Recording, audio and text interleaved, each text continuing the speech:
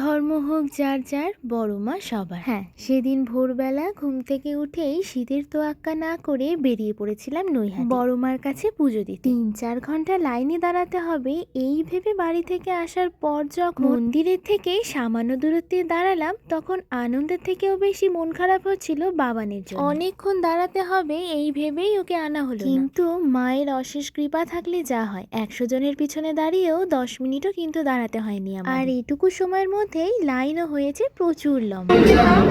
অবশ্যই এই মুখটা দেখার জন্যে ৩-৪ ঘন্টা লাইনে দাঁড়িয়ে থাকাটাও কোনো ব্যাপার না, একটা অন্যরকমই শান্তি। আর এই সম্পূর্ণ ব্লগটা কিন্তু তোমরা আমার পেজ এবং আমার ইউটিউব চ্যানেল দুটোতেই দেখতে পাবে। মায়ের পুজো শেষ করে সবার আগে বাবানের জন্য একটা গিফট নিয়ে নিয়েছি, আর সেটাও একেবারে ওরই মতন দেখতে। ফেরার পথে এক অজানা তথ্যের সন্ধান পেলাম, জানতে হলে ভিজিট মাই চ্যানেল। তো চলো, টাটা, বাই।